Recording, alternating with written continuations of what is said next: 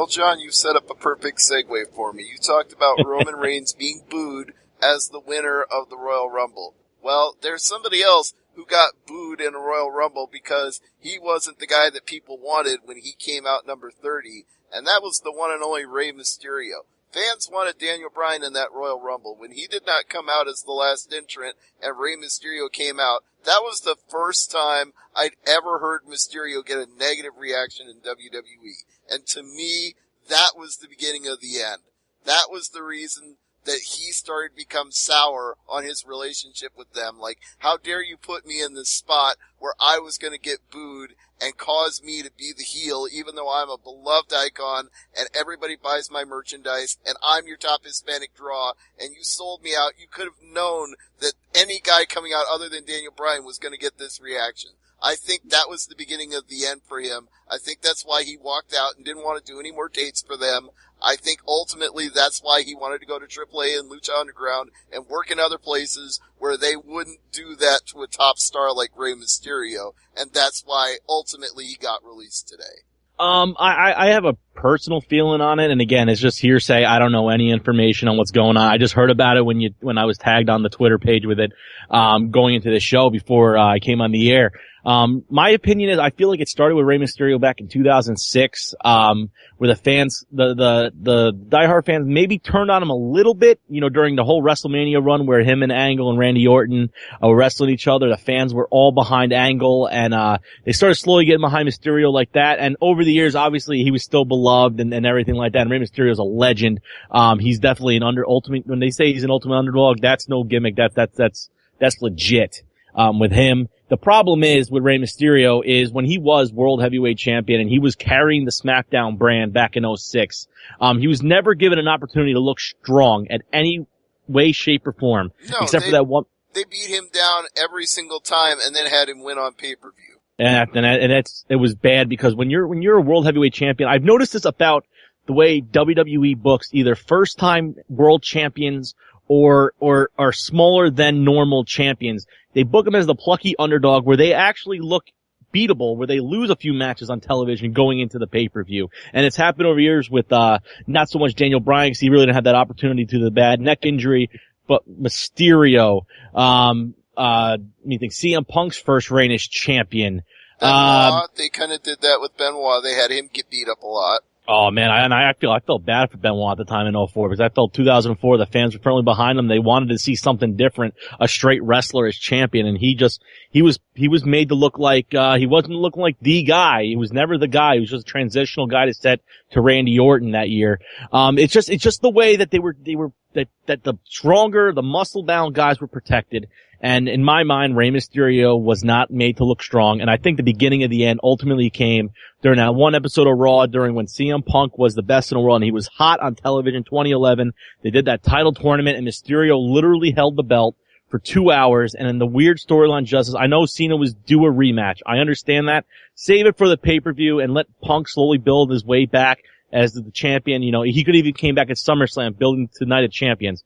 But instead, they ultimately just killed Mysterio within that 2 hour realm where he lost his first title defense and that was the beginning of the end for me as a character related Rey Mysterio. It was just a really frustrating time and really frustrating to see.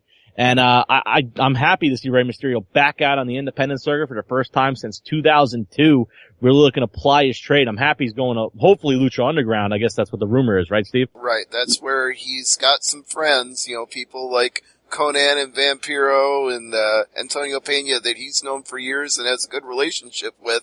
He would like to work with those people in Lucha Underground and exploit that AAA relationship and do some things with them as well. They've been teasing that for a while now, but because he was still under contract with WWE and they kept extending the contract because he had quote-unquote missed dates, well, they kept drawing it out and drawing it out and drawing it out, and I think the writing was just finally on the wall like, we can't extend this contract any further for missed dates. We just gotta let this guy go now because he's not gonna do anything else for us and we can't force his hand any further. We've run out of excuses to extend this contract. It's over. And it had been over for a while. It had been over for at least a year, but neither side was able to firmly say that because they still had this mythical contract out there that was supposedly enforced. But in reality, Mysterio has actually been gone for a while now. And there's one other thing I'll say about that before I toss it back to you, John. He was also physically gone, because I saw this guy come out for an episode of Raw in, what was it, January, February, right before WrestleMania last year when Raw came to Omaha, and I was sitting up in basically a vantage point where I could see the entire entranceway and the ring. You know, I was almost behind the stage where I was sitting. And let me tell you something, watching Rey Mysterio hobble his way down to the ring, I realized how much camera trickery was on him when he was making his TV appearances around that time, because the camera would float from his waist up and it would look like he was moving just fine. But if you saw him walking down, he was not walking at all. When he was from the neck up, he looked great, but when you saw him from the waist down, he was physically shot. And if Rey Mysterio comes back for Lucha Underground or AAA, it better be in a way that he's physically capable of performing, because I was not so sure about that when I saw his ring entrance. Rey Mysterio, that style he employed, especially in the WCW days and his early run in WWE, that style does not do any justice on the knees. I mean, he was taking some insane falls, doing some insane dives. Even in ECW so much. I mean, those wars with Psychosis. In Mexico, him and Psychosis going back and forth. I mean, Mysterio had some serious knee issues. I believe like 5 or 6 knee surgeries on the one knee that you saw in the intro to every WWE show, like the intro to every DVD, you know what I'm saying, Steve? Right. Like, it was just a very painful style that Rey Mysterio employed. And the final few years, and I know he was stated in his book he went to rehab a few times.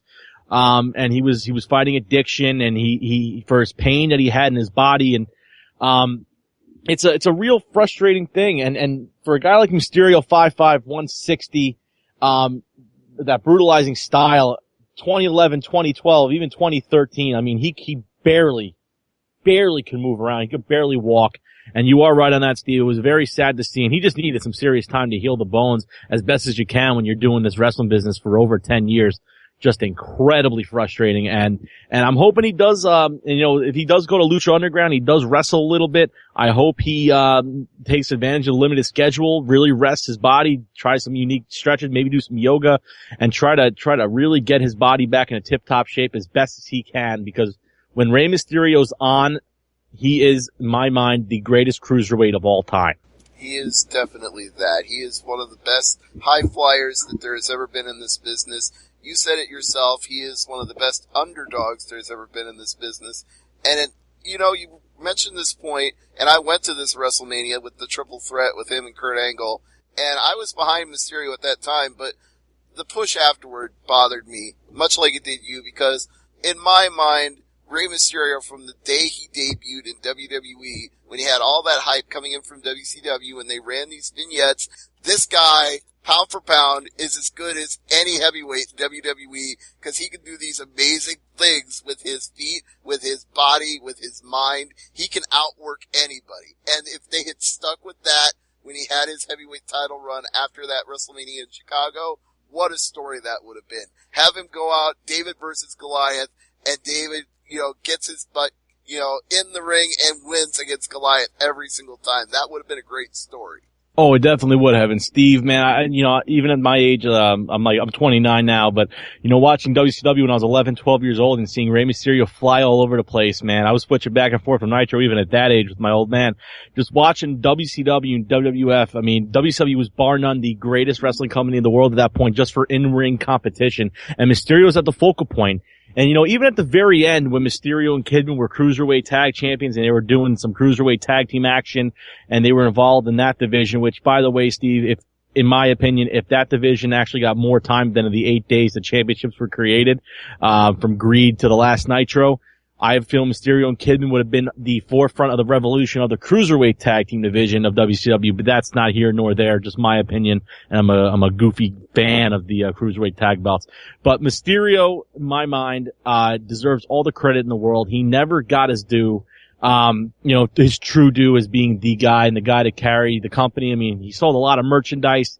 He had a lot of great matches that build into WWE in 2002. Was absolutely phenomenal. Paul Heyman protected him in the SmackDown 6. Just frustrating to see how it all turned out, but hopefully Mysterio gets his last shot in Lucha Underground and AAA if he has the opportunity, and maybe for the diehard wrestling fans, maybe he'll go into the WWE Hall of Fame one day just to give him his ultimate respect and due as a Hall of Famer.